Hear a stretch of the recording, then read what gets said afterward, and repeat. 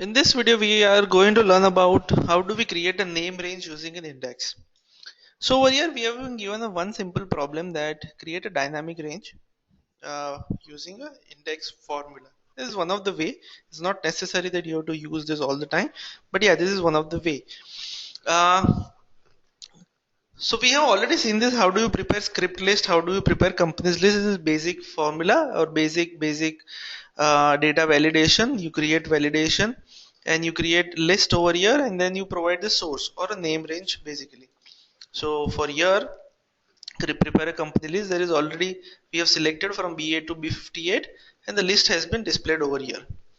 But then how do we prepare dynamic list? Dynamic list basically, if my name changes or if my range changes, then how do we do that? We have already seen using indirect. How do we use using index over here? So for that, you first have to create a name over here. So let's say you start your name as script1 because you are creating a dynamic range from script. Over here you have to write a formula which is a little complicated. You just have to define a range that has to change dynamically.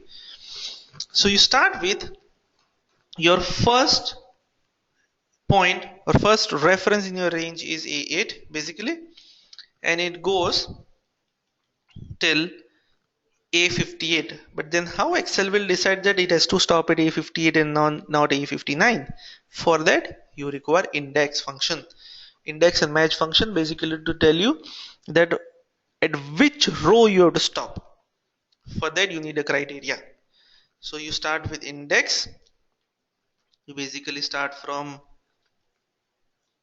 column A, and then you go to match for help where you have to end. So you have to end when you encounter ZL.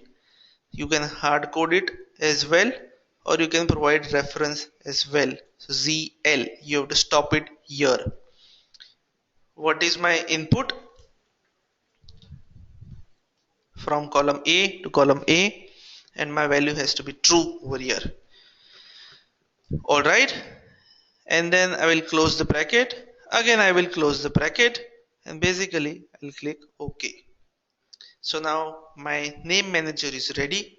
I'll go to data, I'll go to a data validation, I'll go to data validation tab over here, I'll click on list. My source is script1, which is my named range, and once I click OK, the range has been defined over here, and I'll get my output over here. It will be up till Z limited.